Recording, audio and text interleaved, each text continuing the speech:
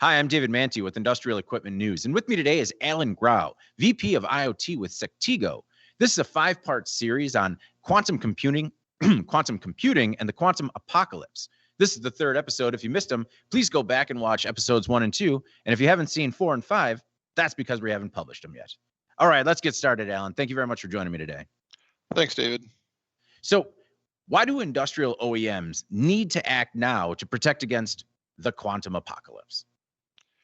Well, really, it boils down to the fact that most industrial equipment that's being built today is going to be in the field for 5, 10, 20 years, maybe even longer. And so the date at which quantum computing has caught up to or has reached a point where it can break today's RSA and ECC encryption algorithms, we're looking at 2026, 2030, so well before those devices will have been taken out of service. I mean, 2026, I'd like to say that seems far in the future, but that's pretty soon, man. Yeah, no, it really is going to be here very quickly. And okay. So is that? Oh, go ahead. Well, I was going to say, there's still some question or debate on just how quickly quantum computing will have advanced to the point that it can break these encryption algorithms, in a reasonable time frame. And that's why it's not a hard and fixed date. And part of that is what's the definition of a reasonable time frame? I mean, we're talking about encryption algorithms right now that standard computing would take millions of years to break. And so if you can break those encryption algorithms in 6 months, for some types of data, that's a threat that's concerning. For other data that may not be. But that time will only shorten as we go forward. Talking a little bit more about that timeline, in your opinion, what is the timeline until D-Day, when we hit that quantum apocalypse? Yeah, well, it's not a fixed date for all information. I mean, there's, one of the concerns that, I have as a security professional is hackers can start recording information now. And, if it takes 10 years before before quantum computing advances to where they could decrypt that information, for certain types of communication, that's a problem already. So in some cases or some scenarios, you could say that we've already started to hit that date. So if you're talking about super critical secrets that need to remain protected for 20 or 30 years, well, then we already have a problem, because if somebody gets their hands on that data, they record it, then they can record that in the future, and that could be problematic. For other data, that's only valuable for a short period of time. If you think of, my online banking transactions, well, I don't want anybody stealing that information, but if they record that information now and are able to break that encryption 10 years from now, well, hopefully by then I've changed my my online banking passwords and it's not a problem. So a lot of it depends upon how long you need to keep the data safe. Is this data that needs to be safe and protected for 20 minutes between the time that the data is created, it's sent from the device. If we look in the industrial, the industrial use cases, if you've got a sensor that's collecting data, sending it up to a cloud platform where it's used to make real-time decisions to change, production flows or other real-time decisions.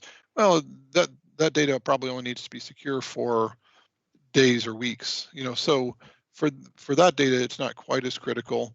But for data, again, that has to be protected for years and years, we've already started to reach a point where that's critical. Do you have an example of what that type of data is in the industrial space that would need to be protected for years and years? I mean, is it specific to banking, or is it sort of other proprietary information? Yeah, so that part of the problem is probably less of a concern in the industrial space. Most of the industrial data is produced and consumed in real time and is used to make decisions, on either in real time or in a near term perspective. It's really more, if you look at government secrets and other data that has a very long lifetime that needs to be protected, that's really where that part of the problem is a bigger issue. Well, I mean, to that point, we have a lot of readers and a lot of people that are watching this now that have government contracts and, very, secretive, do a lot of work with medical device manufacturers, stuff like that. So I could see that definitely being something that needs to be protected. Yeah, no, absolutely. I mean, so if is it the operational data that's collected by a sensor versus information on designs for military, equipment? So, Mhm. but that's only half the equation. Okay. Half the equation is how long does the data need to be protected. The other half of it is how long does the equipment that you're building today, how long is it going to exist and be used in the field? Mhm. So, we're producing equipment today that's going to be used 10 years from now, 20 years from now. And so, Hopefully, if they're doing it right, right? well, yeah, exactly. I mean, not everything is, but many the laptop I'm using right now to talk to you, I probably get a new laptop every 4 years or something like that, right? So, Mhm. um, that's less. That doesn't have the same lifetime of the equipment running our electric grid, the medical devices, all the industrial equipment. So that equipment is going to.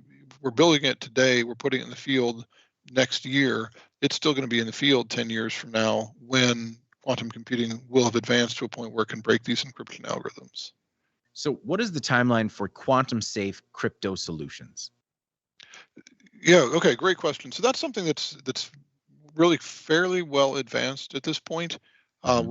We being the industry as a whole, and NIST have been working towards building quantum safe computing or quantum safe crypto algorithms, for quite a few years now. And there are algorithms that are available that have been tested. We're fairly close to having standards for what those algorithms are, and we'll probably have standardized algorithms within the next 12 to 18 months. I think NIST is saying at this point 2022 is when they expect to have the first set of standardized algorithms, but there are a number of candidate algorithms already, so people can start implementing solutions using the candidate algorithms today. I mean, talking about implementing stuff today, why do industrial OEMs or OEMs in general need to act now? Well, really, it's all the things we've talked about, Mhm. already on this, right? Those Right. devices are going to be in the field long after the point in which quantum computing can break these algorithms, can break these security systems.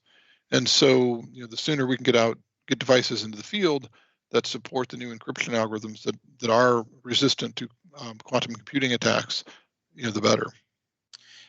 Is this something, you know, is this something where the technology used for the attacks is always going to outpace encryption technology?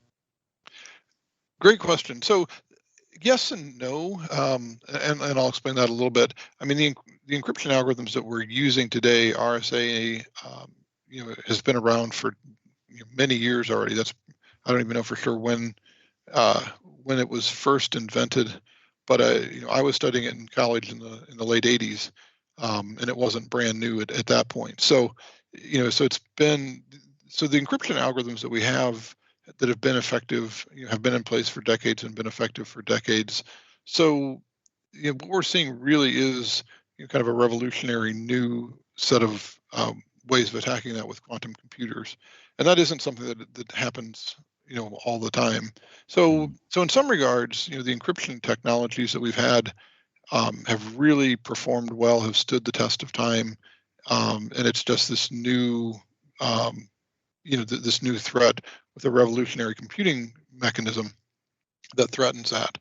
On the other hand, over the years, while the fundamentals of RSA haven't changed, we have increased the bit length on RSA encryption algorithms, and there have been other types of crypto solutions that have been deprecated because they weren't strong enough anymore.